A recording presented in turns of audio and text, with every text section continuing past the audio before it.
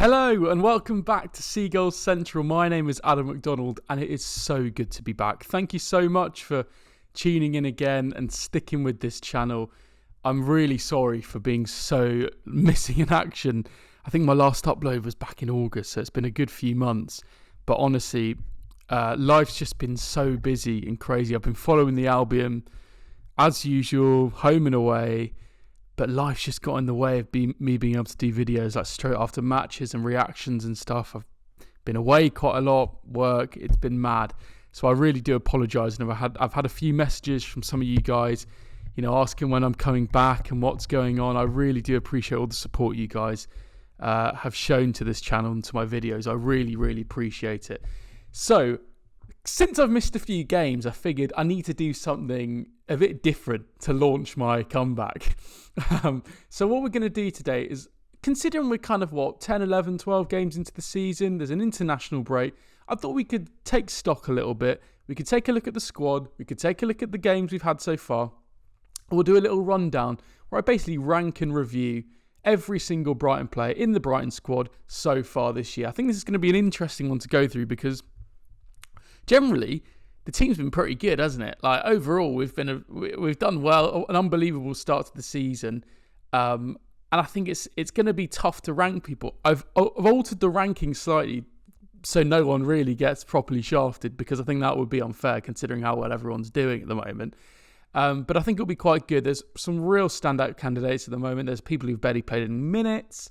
There's new signings, so there's so much we can talk about. And as always, thanks so much for tuning in. If you're new to this channel, please drop a subscription. It really, really helps. Drop a comment down below if you're enjoying this video. If at any point you disagree or agree with me, please let me know. I do want to know. And just generally get involved. It will be so good to see what you think. So let's get into it. So I've got the squad up here, as you'll be able to see. Now I'm down in the bottom left corner. What do you think? So this is what I've gone for the tiers. I've gone for player of the season contender. I'm thinking there'll be 2, 3, 4 of these people. Very good. So moved the squad have been very good. Decent enough. You've been good. Nothing crazy. Players who've had a bit of a tough start, either through lack of minutes or form. And then there's a couple of players who it is just ultimately hard to say because they've either not played, they're squad players, they're youth players, etc. But what I'm doing is I'm going off every single player who's made an appearance in a Brighton matchday squad. Across the Premier League or in the Cups. Probably not every Cup player's in it, but pretty much every player that's featured in a squad I've included in this. All 3 goalkeepers, a couple of youth players, and every player who's played, whether they're injured or not.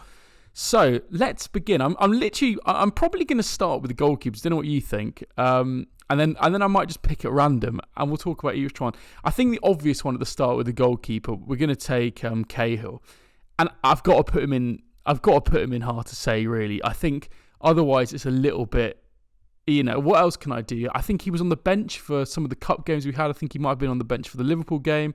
We've seen him feature in a few Cup games so far. Ultimately, it's the kind of, it's the position that we had McGill taking up for the last couple of seasons. That third choice keeper on the bench. By the way, McGill looking like he's doing pretty well at MK Dons at the moment. That third choice keeper, he's still playing in the under-21s as well. He's still getting minutes there. But it will be a great experience for him. So it's hard to really judge him. So we'll move on from that. We'll go to Jason Steele. I think Jason Steele's an interesting one. I'm going to put him in. Think about where you'd put him in. I'm going to put him in decent enough. I think tough start, I think, would be unfair. Because you've got to remember, he came in at the start of the season for those first 2, 3, 4 games when Bart Verbruggen was still injured. Played in that win at Everton. Okay, it wasn't brilliant, but actually, has he always been for Brighton? A good player, a solid goalkeeper, someone who actually initially played the De Zerbi way pretty well with his feet, although maybe his shot stopping could be better. I'm going to put him in decent enough. I think his start of the season was been respectable. Obviously, he's now the established second choice goalkeeper behind Bart Verbruggen, who's obviously had a brilliant start to the season. But I don't think anyone can really complain about the influence that Jason Steele had in those first few games. And then Bart Verbruggen. I'd like to talk a bit about Bart Verbruggen because I don't really know where to put him in. I was initially going to go very good. I feel like that's the instinctual one I want to put him in, very good. But when you think about it, I think there's an argument to say he's been one of the best keepers in the Prem this season. Obviously, since he came back from his injury at the end of pre-season, he's played pretty much every game in the league for Brighton since then, and has made some massive saves. You think about the Liverpool game, he made some brilliant saves. Last weekend, he made some brilliant saves. Man City. There's been all the big games where we've got big results. Newcastle, we had to sit in there, big saves in that game. Is it a bit much to say he's a player of the season contender so far? I actually don't think it is. I think there's 3 or 4 players that I'd probably put in the player of the season contender. And I'm locking that in. I think he is a player of the season contender so far. One of our best players so far this season. Has been so good, been able to push on from last season where he was being, probably difficultly for him, being chopped and changed all the time with Jason Steele. Some might argue that was probably best for his development and he was bedding into the Premier League. But we've seen a young goalkeeper here who's just taken to it like a duck to water. Looks like a really, really established Premier League keeper. We'll be lucky to keep on to him for another, 2 or 3 seasons, I'd say.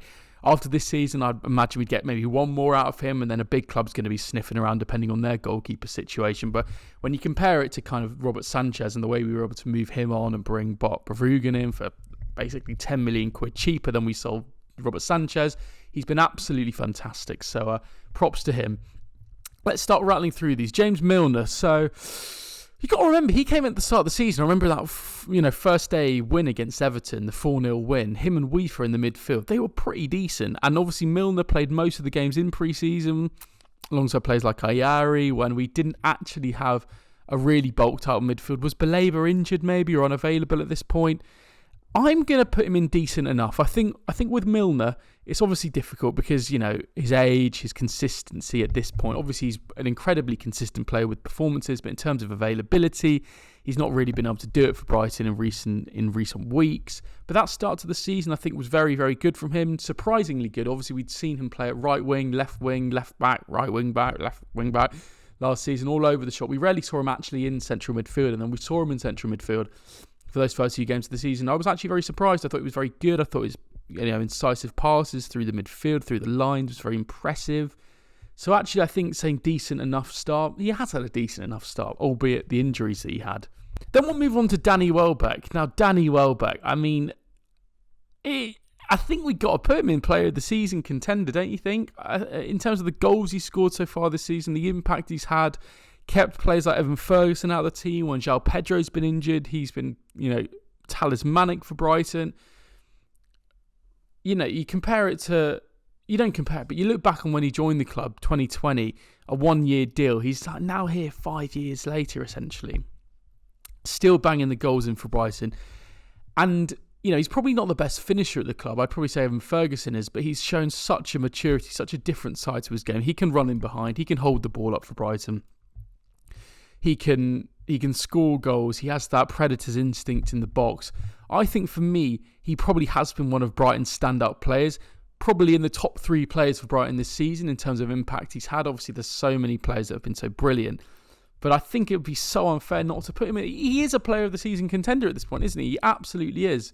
And, well done to him, because I think there were so many people that wrote him off. And there's probably, an argument now that he probably should have been part of this, international call-up this week. Obviously, a player like him is never going to realistically make a Lee Carsley squad when he's bringing in so many young players. But props to him, because he's had a massive, massive comeback in his career in terms of reputation. And, he's played the most games in his career now for Brighton compared to Man United or Arsenal. The impact he's had at this club has been massive. And if, there's been that conversation around him being, is he a Brighton legend yet? He's obviously not, in my opinion. However, it's kind of not far off, is he? Like, if he were to break, he's probably going to break the goal scoring record in the Premier League, I imagine, for us. Pascal Gross, I think, is at 26 or so in the Premier League. He's probably going to do that. So at that point, do you then start having the conversation? I think you probably do. Solly March will move on. I think it's tough. You're going to have to say hard to say for this one. Obviously, not featured at all. Not featured properly since that injury at Manchester City in October last year. It's been over a year out. Back in the matchday squad, obviously, for the Man City game. We saw him in under-23s game against Palace as well. He'll be back. Hopefully, he'll be back to his brilliant best. If not, I think there's a role for him at kind of wing-back or wherever. But too difficult to judge Solly March at this stage. Ferdi Kadioglu, I'm going to say, Oh, this is tough. Very good or decent enough? I think... No, I want to say very good because I think his performances in recent weeks have been very good. I would say I think it took him a little bit of time, maybe a couple of weeks, few weeks, a month or so to feel like he's bedded in. I still look at him now and wonder if he is lacking in physicality still a little bit, but you saw the way he took his goal at Liverpool, at Anfield, and his versatility he provides for us. He's going to be a massive player for us this season and, of course, into future seasons. I think we can say very good. Do I go decent enough? I'm going to put him in very good now. I might move him into decent enough later. We will see. Am I being a bit generous there? Am I being a bit harsh in considering to move him down? Let me know what you think. Adam Webster. We've seen him in a few games, obviously, with Van Hecke being injured and then Dunk being injured, cup games and stuff. I'm actually going to say tough start for Adam Webster, purely because I think he's probably in a position now where his future is slightly questionable, just in the sense of, what does he want from his career now? Where does he see himself in this Brighton squad? I think for us, he probably is now the fourth choice centre-back after Van Hecke, Dunk, Igor, and then probably Webster.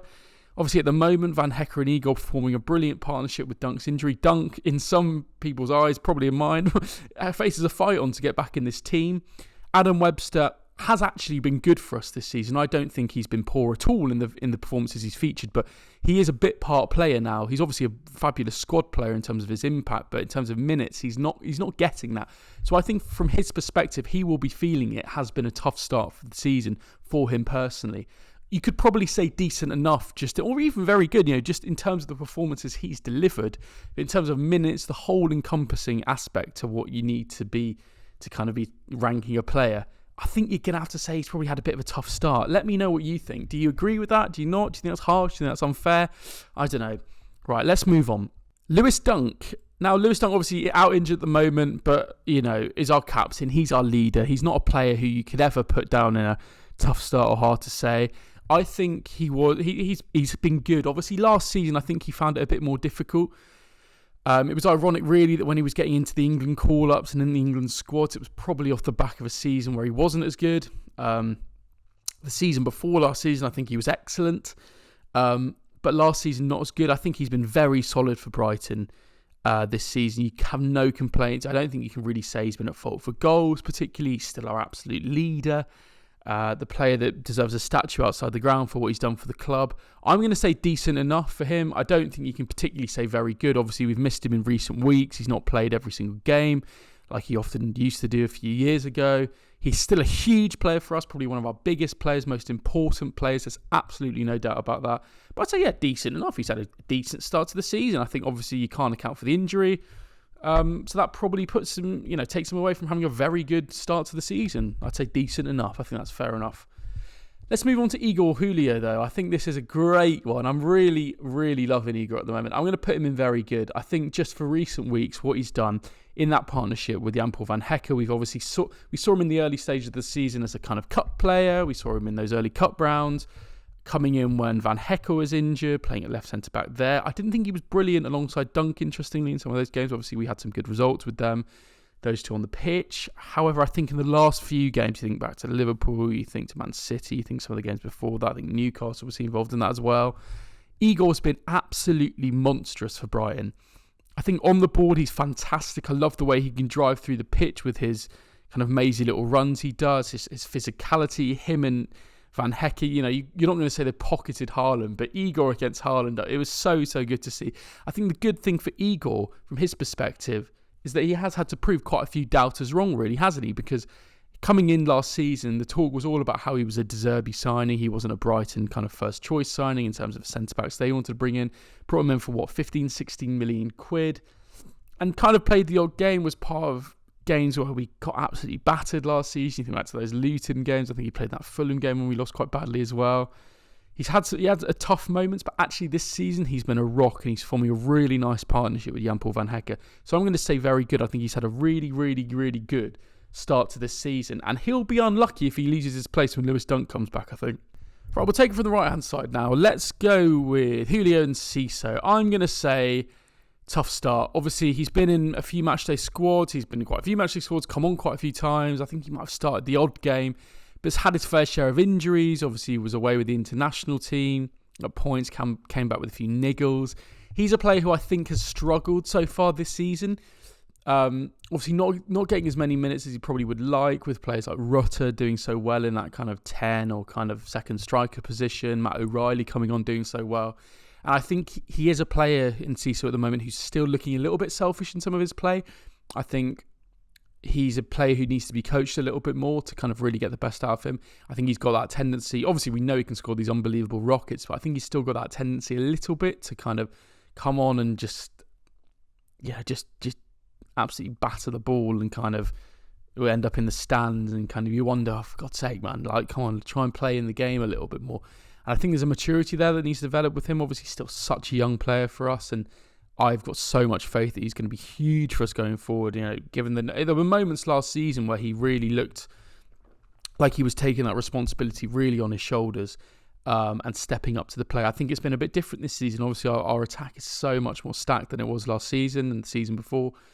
But he's going to be a huge player for us. But it has been a tough start for him, and I think he'd agree with that as well. Let's pick a random player here. I'm going to go wiggle my mouse. Where should we go? Let's go to, Carlos Baleba. Right. I think we're all going to have to agree Carlos Baleba straight into the player of the season contender category. It's been a weird one a little bit with him in the sense that he didn't start every game at the start of the season. Even in recent weeks, he kind of hasn't been starting games every single week. We saw at Liverpool, we saw Hinshelwood and Ari playing together. We saw the same midfield two at home to Man City. Obviously, Baleba comes on at half-time, does so well. It's so impressive. But he has absolutely been a shining light for Brighton so far this season. We saw glimpses of it last season.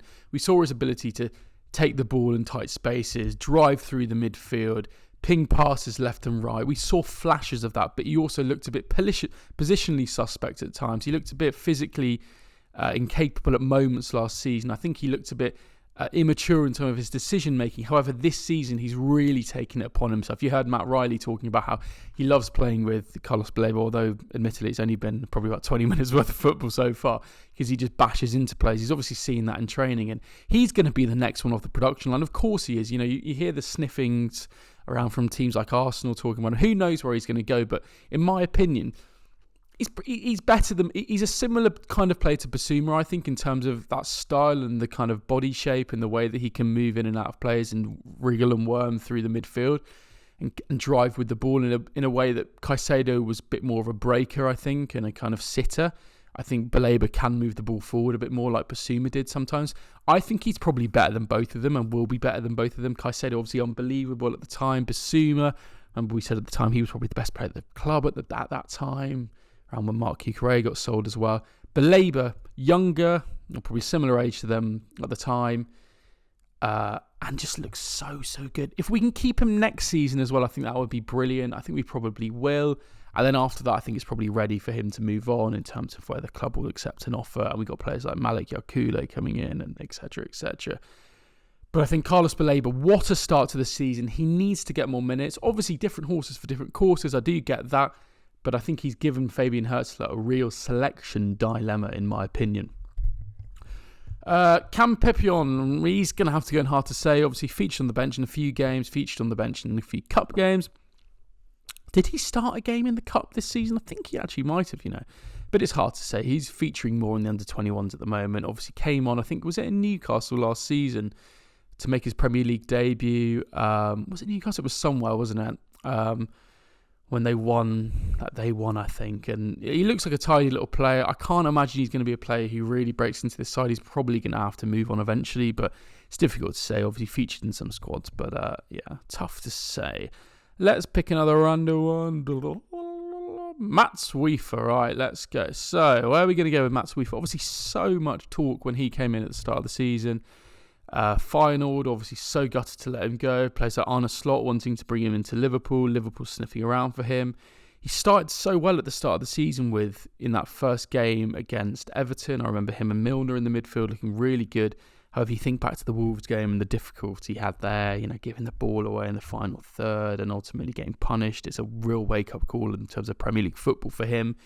I'm going to go tough start because I think it ultimately has been a tough start for him. He started well, had a bit of an injury, came back, couldn't really get in the team. When he has kind of had minutes, has looked a little bit off the pace. I remember seeing him at Anfield as well, and he just looks like a bit of a nervous player, I think. He looks like a player who is receiving the ball and kind of his head's all over the place. He's not thinking too calmly. I think that's the kind of thing that will settle down as the months go on. Maybe it's the kind of thing where we look into next season. It's the kind of, the Belaber thing where you see sparks of it in the first season, then second season they settle in a bit more.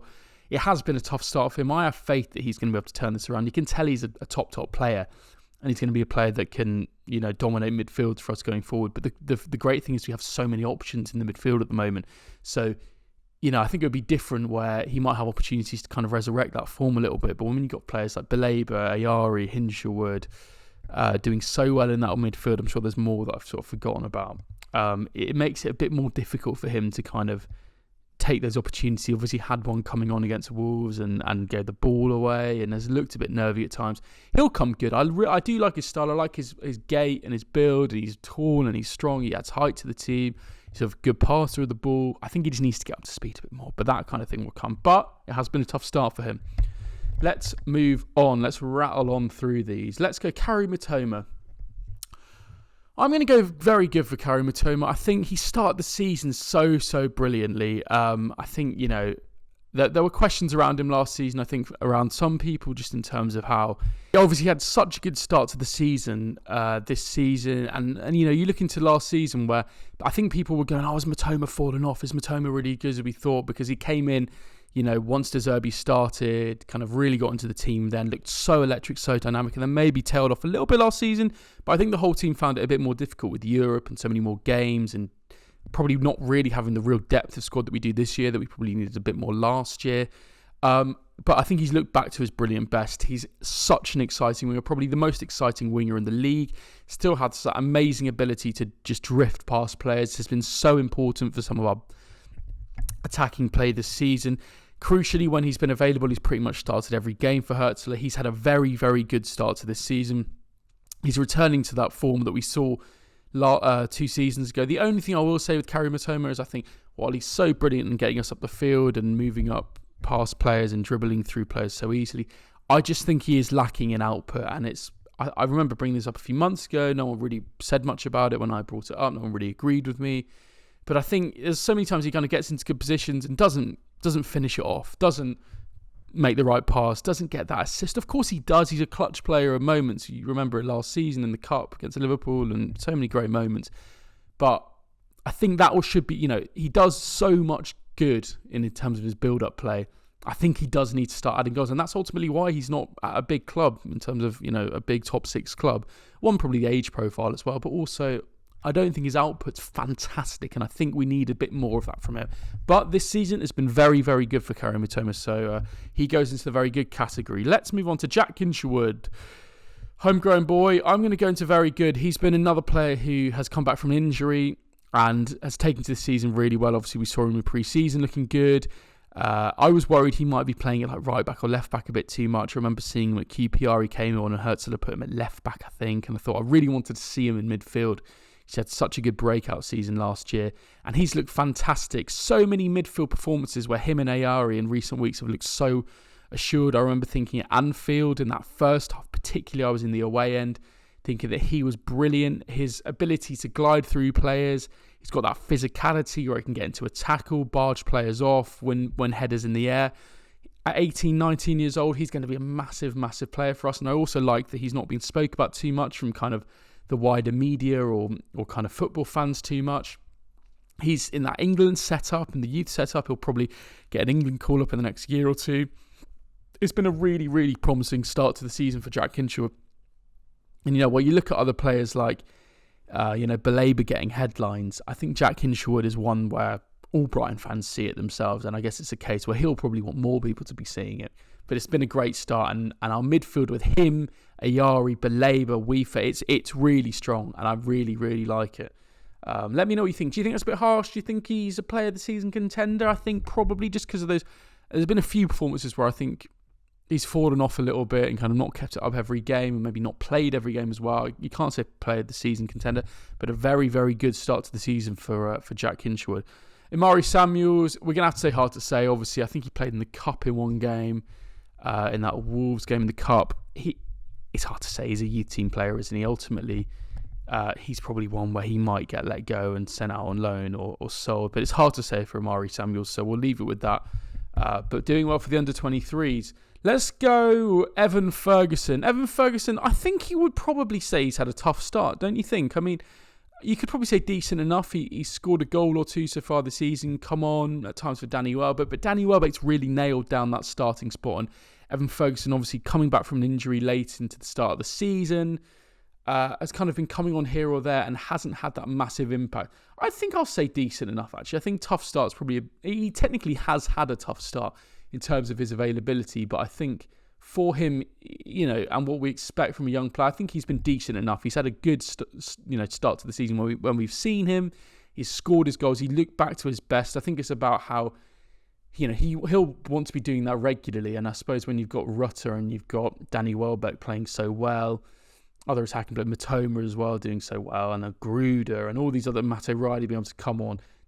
I think every player's got to take their chance as soon as it comes. And for a player like Evan Ferguson, when you need to be playing every week, it's difficult for him. But he's been decent enough, and I think he took his goal nicely that he got earlier this season. So I think he should be relatively pleased, but he'll be wanting more. And I think we all are wanting a bit more. Let's go to Simon Adingra. So I was originally going to put him in decent enough, just because we haven't seen him massively in recent weeks. Obviously, we saw him against Man City. He came on. I think, has he been injured? I can't quite remember, but we've not seen loads of him recently since kind of Rutter's been doing so well. But I'm actually going to put him in very good, because if you think back to the start of the season, he wasn't starting games in the way that he was being relied on so much at the end of last season. In that second half of the season, De Zerbi really relied on him due to lack of depth, and we lost Solly March, etc., and Mitoma.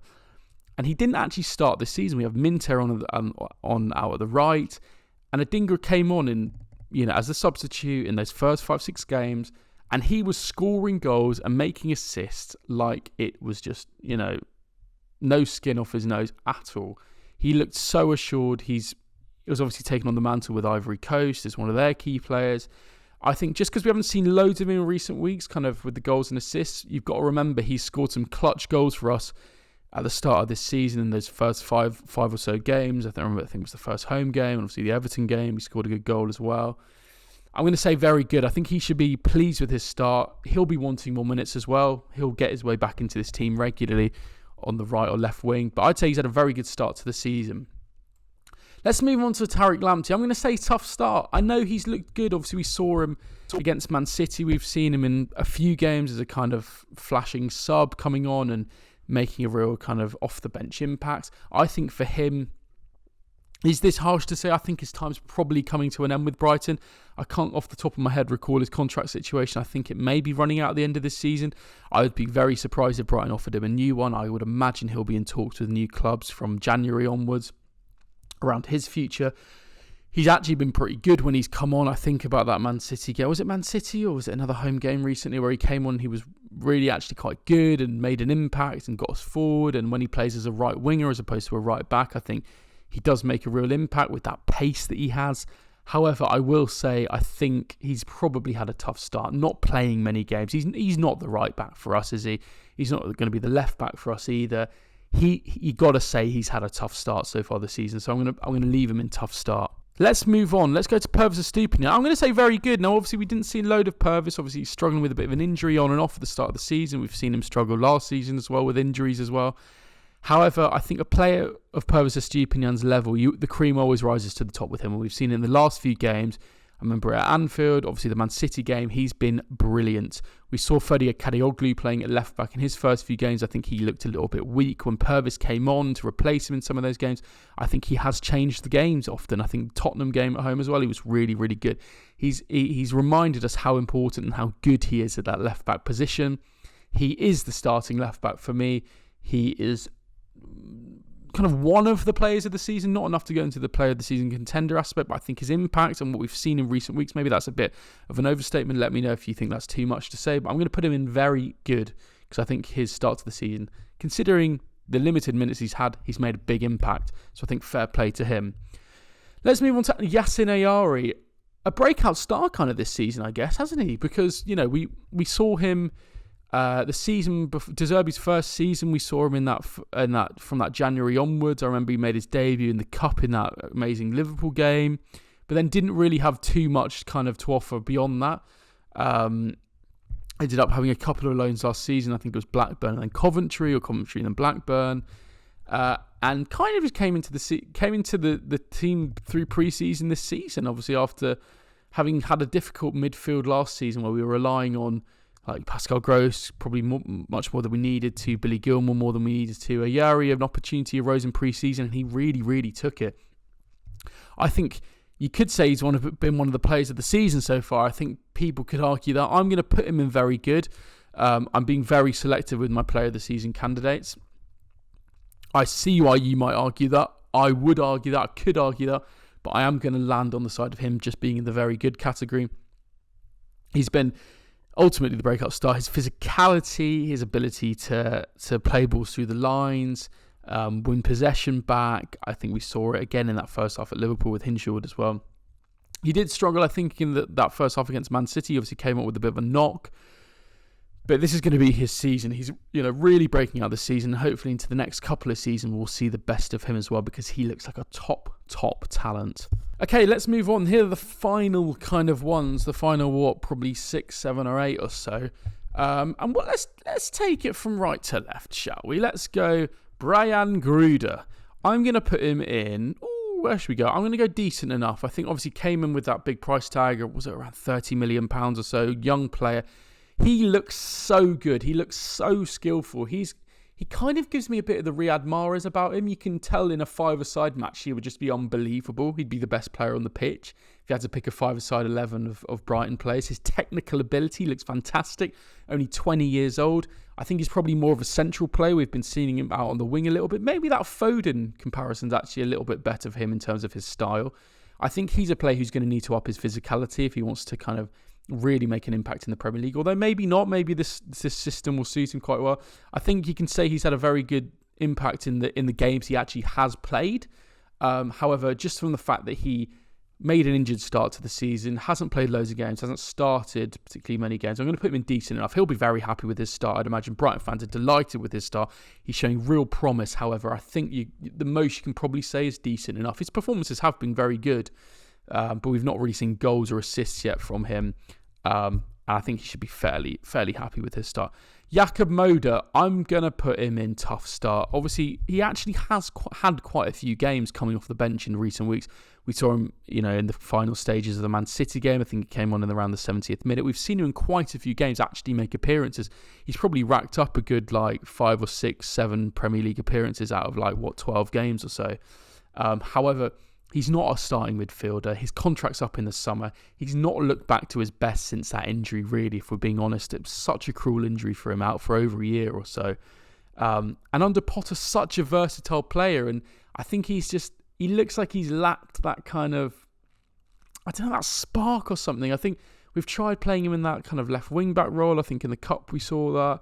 In central midfield, he looks like the game passes him by a little bit too much. For a tall and kind of well-built player, he often gets kind of bullied in that midfield a little bit, and I think it would be no shock if Brighton are probably not going to renew his contract, maybe give him a 1-year extension, but I to be honest, with the quality that Brighton have and the infrastructure that Brighton have in terms of youth and being able to go out and buy players now, I think they will let him go, unless they see that there'll be some value in kind of extending him and maybe selling him in the summer. But I think it's been a tough start for him, and he's going to have a part to play this season, to be fair to him, in the Cups and coming on. And I would like to be proven wrong. I'd like for him to really turn this form, not that it's bad form, but to kind of really make an impact in the kind of final kind of 2/3 of the season. But yeah, we'll see. I think it has been a tough start for him. Joel Veltman, I'm going to say, could we say very good, or is it more like decent enough? I love, in terms of sentiment, I love Joel Veltman. I think he's one of my favourite Brighton players over the last 5 years since he's been at the club. Last season particularly, I thought at times when the squad looked quite poor and kind of brittle and easily beaten, I thought he was a player who really stood up in moments. He's a player who, in big games against big wingers, can come in with those huge performances to kind of, really help us get over the line. You think about when he's pocketed Grealish in the past and so many other wingers, Zaha. I think he's probably you could say very good. I think you'd say decent enough. He's had a solid start to the season. I always feel most confident, to be honest, when I see him playing at right back in a back four. I just think he's really dependable, really solid. It's difficult for a player like him that he's never going to massively stand out. I think there was a shout for him to be player of the season probably a couple of seasons ago. You could say very good. I'm going to say decent enough. Maybe that's being a little bit harsh, but we've got to love Joel Veltman, and if he can continue to be at the club for years to come, I would be absolutely delighted with that. Let's go to Yankuba Minteh. Obviously made such an electric start to the season. And if he'd carried on the form he'd be going in, he's probably in the player of the season contender. I'm going to have to say very good though. When you price in everything, his age, the price tag he came in, the expectation level, we didn't know whether he was going to kind of come straight into the side. We saw players like Mario Koza-Jubri in pre-season as well, kind of doing as well as him in pre-season. But Minteh stayed on. Koza-Jubri was loaned out because I think you see something in Minteh, that ruthlessness at Premier League level that he seems to have already, that not all of our signings obviously did have with kind of Osman, Koza-Jubri, and that's to be expected. That start to the season he made, you think back to the Everton game, some of those early home games, scoring goals. I think he got his first goal quite late, actually, I think. Not late, but kind of like 3, 4, 5 games in, didn't he? But has been such a bright spark for us in these first 10, 12 games or so. And I think Brighton fans will be delighted with his start. Obviously injured at the moment. We've not been able to see too much of him in recent weeks. When he gets back into this side, he was at one point at the start of the season one of the first names on the team sheet. He will go back to that with no doubt. But because of his injury, because we haven't seen him in every game in the last kind of 5, 6 games, we're going to say very good. He's going to be a huge player this season and could definitely creep into the player of the season contender. So we'll revisit that later in the season. Let's go with Jan-Paul van Hecke. For me, he is quite clearly, in my opinion, a player of the season candidate. He was last season as well. I think it was neck and neck between him and Pascal Gross. He's looked like he's really stepped up to the plate in the last year or so. Came in, obviously we saw him make a few appearances under Graham Potter, you think in the Cup, went out on loan. And in last season, we had to really see him step up after Levi Colwill left the club, after his loan expired. We weren't sure whether he'd be that same type of player, and he isn't. However, he's got that toughness, that ability to pocket players, to really fight players. He's a fantastic ball player as well, can play through the lines. He's young. He's going to get in that Dutch side going forward. In my opinion, he's better than players like De Ligt, who's kind of in favour with the Dutch team at the moment. Him and Van der Ven in a back two would be unbelievable as a centre-back pairing. I think he's been one of our players of the season, is clearly our best centre-back at the moment. Obviously Dunk kind of not falling off, it's a bit harsh. You know what I mean? He's overtaken Dunk now as our best centre-back. He should be getting a big move. People are talking about, Van Hecke should be the captain when Dunk retires. He absolutely should. My opinion is he ain't going to be here when Dunk retires in the next couple of years. I think he will move on to a big club in the next year or so. He absolutely deserves it. He looks like a Rolls Royce of a centre-back at times. And I think it's a credit to him because he has been brilliant and he's absolutely in the top 5 players for us this season. João Pedro, let's move on to him, our final 3 players. Now, I had a bit of a mare here. We're in our final 3 players. I've been through it. I've finished the video, the recording cut out. So we have João Pedro, we have Jorginho Rutter, and we have Matt O'Reilly. Now, I've just talked through all of them, and I've put them in their place. João Pedro, I was initially going to put him in very good, right? And I did. When I first did this, I initially put him in very good. However, you got to think back to the talismanic impact he's had for us. He has been such a massive player with the goals he's scored, with the clutch moments he's come in. You think back to obviously the Man City game last week. So Arsenal, he scored big goals. Tottenham, there's been so many big games where he's scored the winner for us. Man United come through in those massive, massive moments for us. The only reason I was going to put him in very good was just because of the fact that he has been injured for the last few games and we've missed him. However, when I then went to put Jorginho Rutter in, I immediately put him into player of the season contender because of the impact he's had. And I felt a bit harsh, kind of only putting João Pedro in the player in very good. So I've moved João Pedro up into player of the season contender. as I have done with Jorginho Rutter. What a player he's been for us, don't you think? Obviously, I remember when we signed him from Leeds, the Leeds fans spoke about the fact that he was one of those players who, you know, when your team, he might not be scoring loads of goals, he might not get goals and assists left, right and centre, but he's one of those players where, you know, if your team's playing well, it's because he's playing well, and if he's playing well, it means your team's playing well, kind of thing. And he encapsulates the kind of vibe and the mood of your team and the style of your team.